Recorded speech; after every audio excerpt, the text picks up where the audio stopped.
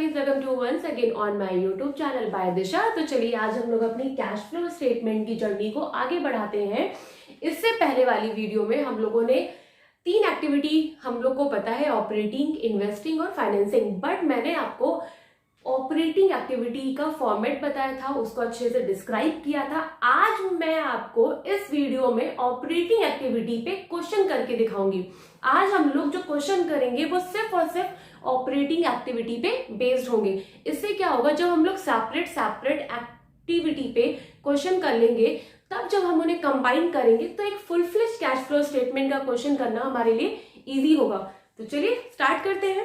Question आपकी screen पे appear हो जाएगा और पहली चीज, दिशा ट्यूटोरियल पे जो क्वेश्चन है वो डीके गोयल की बुक से होते हैं। तो जाइए फटाफट अपनी डीके गोयल की बुक लेके आइए, चाहे आप सीबीएसई बोर्ड हो चाहे आईएससी बोर्ड हो, डजंट मैटर, डीके गोयल तो सर्वे है ना अकाउंट्स के लिए। ठीक है, तो चलो फिर स्टार्ट करते हैं। क्वेश्चन नंबरिंग आगे पीछे हो सकती है, ठीक है। हमें इसमें देखो क्या दे रखा है, हमें इसमें एक बैलेंस शीट बना के दे रखी है, ठीक है। तो देखिए इसमें शेयर होल्डर फंड दे रखा है, करेंट लायबिलिटी, एसेट्स, ये सारी चीजें हैं। फिर क्या दे रखा है, नोट्स टू अकाउंट्स दे रखा है, ठीक है। नोट्स टू अकाउंट्स बहुत इंपॉर्टेंट होता है, इसको अच्छे से समझेंगे। देन हमें एडिशनल इंफॉर्मेशन दे रखा है। आप बताइए सब इसमें हमें क्या निकालने को बोल रहा है, calculate operating profit before working capital changes from the following information. कह रहा है हमें operating profit before working capital changes निकाल के दो। तो चलिए सबसे पहले हमारे फॉर्मेट में क्या चीज था, सबसे पहले हम लोग लिखते थे नेट प्रॉफिट बिफोर टैक्स। क्या लिखते थे भैया, हमें यहाँ पे स्टार बना दे रही हूं क्योंकि ये नेट प्रॉफिट बिफोर टैक्स हम लोग कहीं ना कहीं से लेके आते थे, राइट। ठीक है, ये हमारे लिए अमाउंट का कॉलम हो गया, ठीक है। अब क्या है, अब देखिए, अब ये नेट प्रॉफिट बिफोर टैक्स के पीछे बहुत बड़ा लॉजिक था ना।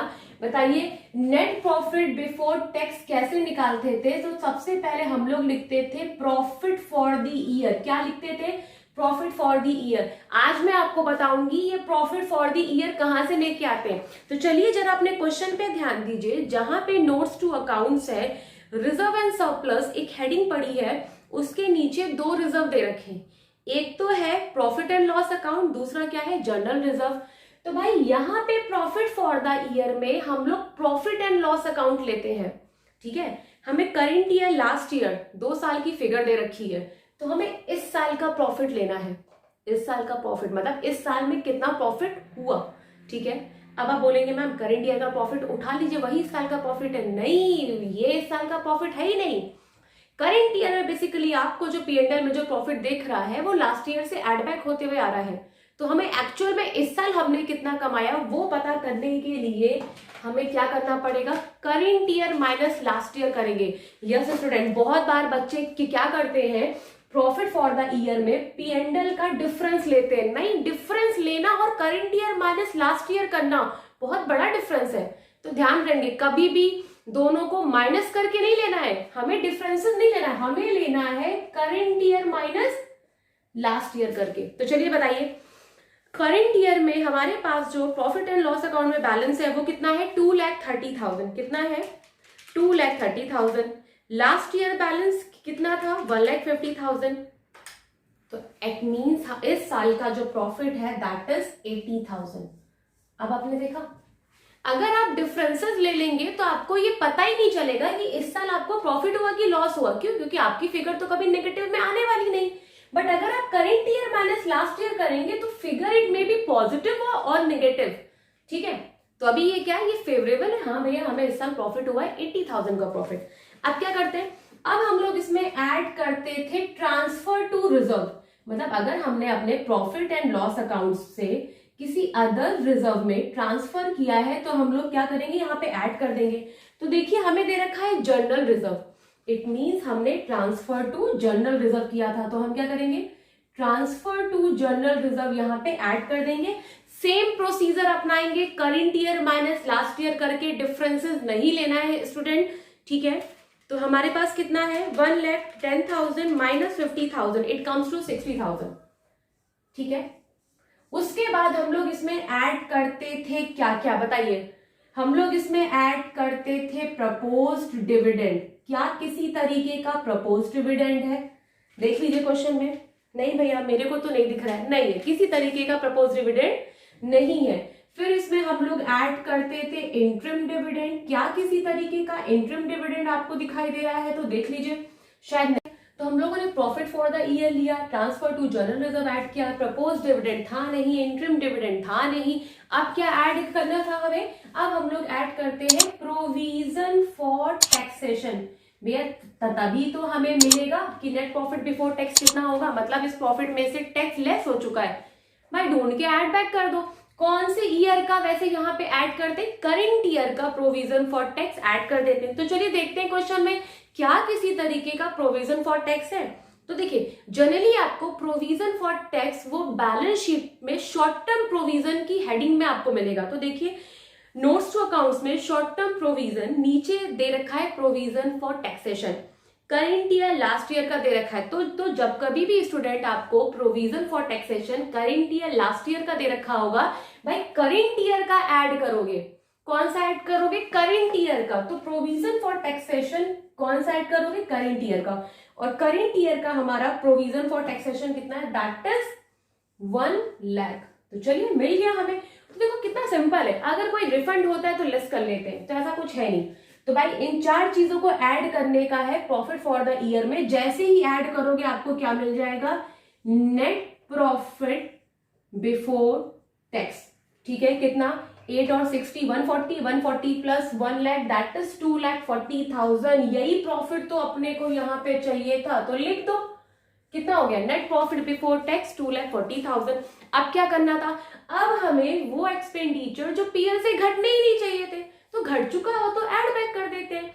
वो इनकम जो पीएल में ऐड नहीं होनी चाहिए थी, अगर ऐड हो गई है तो उन्हें लेस कर देते हैं। तो चलिए देखते हैं।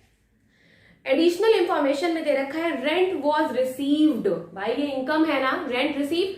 तो मेरे साथ बोलो कौन सी 4 इनकम है जो इसमें लेस होती हैं, क्योंकि उन्हें पीएल में ऐड नहीं होना था। अगर ऐड हो गई है तो हम उन 4 इनकम को लेस कर देते हैं according to cash flow statement. कौन कौन सी? Rent, interest, dividend. Rent, interest, dividend. भाई अगर ये 3 चीज तुम्हें अगर रिसीव दिखे ना, तो उन्हें यहाँ पे लेस कर देना है। और एक और, profit on sale of fixed asset. तो इन 4 इनकम को बोलने का है फिर से, rent receive, interest receive, dividend receive और profit on sale of fixed asset.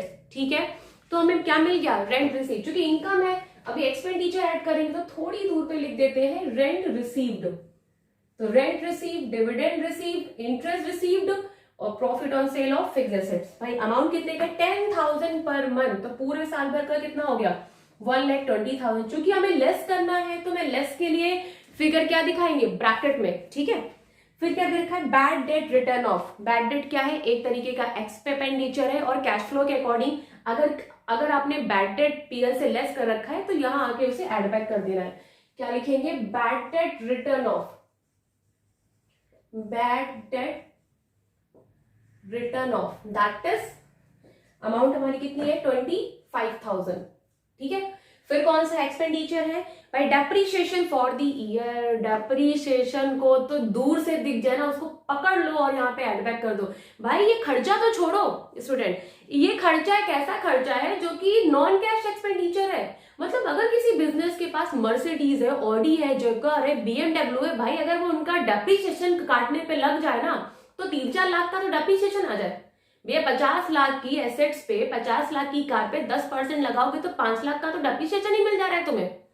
ठीक है, और मतलब 5 लाख रुपए पीएल आपके प्रॉफिट को कम कर दे रहा है, और ऐसा 5 लाख रुपए जो आपने खुद से खर्च ही नहीं किए। तो सोचो, इनको तो कैश फ्लो कहते हैं भाई, इनको तो पहले पकड़ के ऐड करो। ठीक है, तो क्या ऐड करेंगे? Depreciation. How much? That is 1,40,000। क्या और कोई एक्सपेंडिचर दे रहा है? नहीं भैया, नोट्स टू अकाउंट्स। क्योंकि क्वेश्चन बहुत छोटा है, हमसे सिर्फ पूछ रहा है operating profit before working capital changes. तो जैसे ही हम लोग नेट प्रॉफिट बिफोर टैक्स में इन जो हमारे डिसअलाउ एक्सपेंडिचर है उनको ऐड करके और डिसअलाउ इनकम को लेस कर देते हैं, तो हमें क्या मिलता है? Operating profit before working capital changes. That is, तो चलिए एडलेस करते हैं। 2,40,000 plus 25,000 plus 140 minus 1,20,000 that is 2,85,000। तो स्टूडेंट ये था हमारा एक बहुत छोटा सा क्वेश्चन